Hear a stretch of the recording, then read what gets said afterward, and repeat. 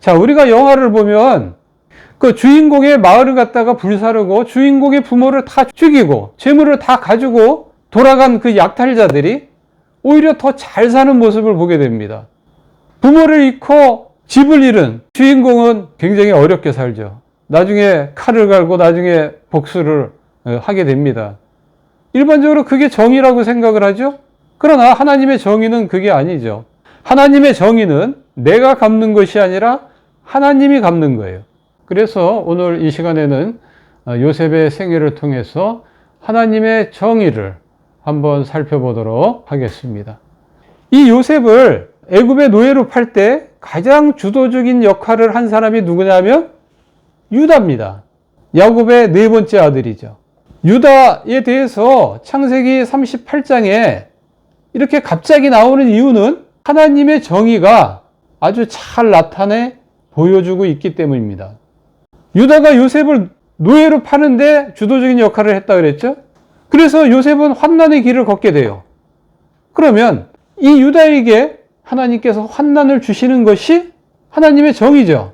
그게 데살로니가 후서에서 우리가 배웠던 거잖아.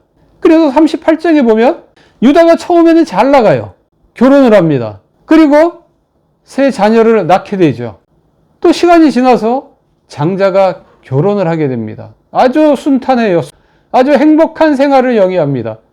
자기 동생 요셉은 아주 비참한 생활의 그 나락으로 점점 떨어지고 있는데 자기는 오히려 행복한 가정 생활을 영위하는 모습을 볼 수가 있습니다.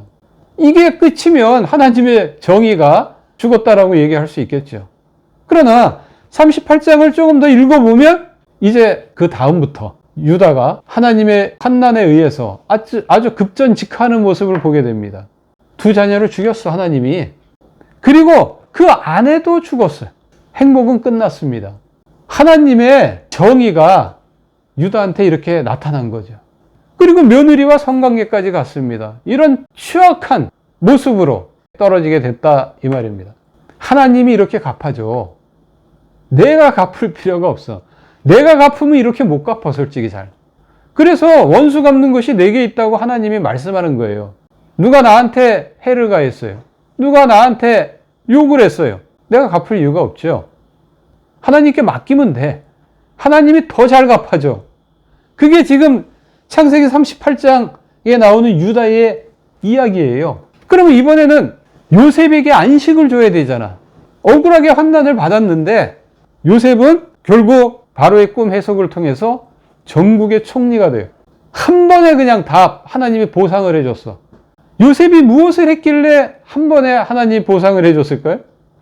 마태복음, 마가복음, 누가복음에 다 보면 만약에 우리가 예수님을 위해서 집이나 전토나 부모나 아내나 형제나 이런 사람들을 버리면 여러 배로 갚아준다는 말씀이 나와요. 심지어 100배로 갚아준다는 그런 말씀도 나와요. 이 현세에서.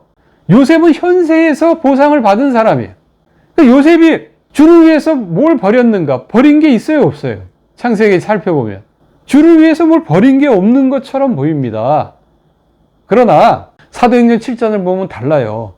형들이 그 꿈 얘기를 듣고 요셉을 팔아 넘긴 거에 대해서 뭐라고 이야기하느냐면은 성령을 거역했다라는 말씀으로 나와요.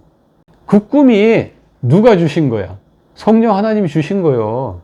그 꿈의 내용은 뭐야? 결국 요셉을 통해서 이스라엘 전체를 보호해 주겠다는 얘기잖아. 그 창세기를 보면 그렇잖아요. 나중에 요셉을 통해서 다 보호 보존되고 다 양식을 공급받잖아요. 그죠? 요셉은 성령을 거역하지 않기 위해서 전하면 분명히 더 미움을 살 것을 알면서도 전했어. 오늘날로 얘기하면은 복음을 전한 거라고. 내가 복음을 전하면 저 사람이 나를 싫어하고 미워하고 등을 돌릴 것을 아는데도 전한 거야. 형들한테 두들겨 맞는 한이 있더라도 심하면 이렇게 죽음을 각오하고 노예로 팔려갈 거를 각오하고 어떠한 안 좋은 상황이 오더라도 이거는 꼭 전해야 되는 복음이기 때문에 전했던 거예요. 요셉은 17세부터도 하나님에 대한 신앙이 아주 굉장했어요. 그래서 노예로 팔려가서 보디발 아내의 유혹을 받았을 때도 나 하나님께 죄를 지을 수 없다. 그래서 그게 거절한 거야.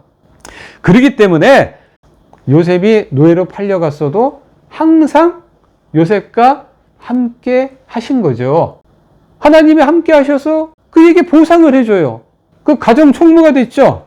하나님이 그렇게 높여줬는데 보디발의 아내 인간이 또 그를 끌어내렸어 결국. 그래서 감옥에 갇힌 거고, 감옥에서도 하나님이 높여줬는데 술 맡은 간원장에 의해서 2년 동안 또 잊혀졌어. 그러니까 사람은 계속 요셉을 끌어내린 거죠. 그럼 끌어내렸으면 그 끌어내린 사람을 나중에 요셉이 전국 총리가 됐을 때 다 갚아야 되잖아. 일반적으로 세상 영화를 보면 다 갚잖아. 칼을 들어서 갚아버린단 말이야. 그러나 요셉은 그렇게 안 했단 말이야. 형들을 봤을 때 꿈이 생각났다라고 얘기를 했단 말이야. 그의 마음속에는 항상 그 꿈이 있었던 거예요.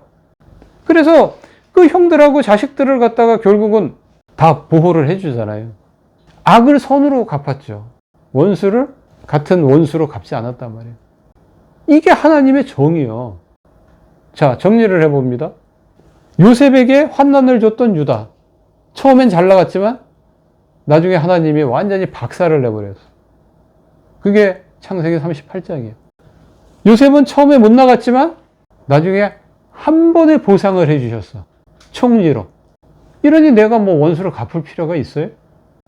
내가 갚으면 하나님이 안 갚어. 하나님이 안 갚을 뿐만 아니라 요셉처럼도 안 높여. 이런 하나님의 정의를 온전히 믿는다 그러면 분노가 안 생기지. 오히려 불쌍해요. 불쌍하다니까. 왜냐하면 이렇게 유다처럼 급전직할 게 뻔하기 때문에. 그래서 예수님도 그거를 알기 때문에 십자가상에서 저들의 죄를 용서하여 주옵소서. 저들이 자기 하는 죄를 알지 못합니다. 라고 기도를 하셨던 거예요.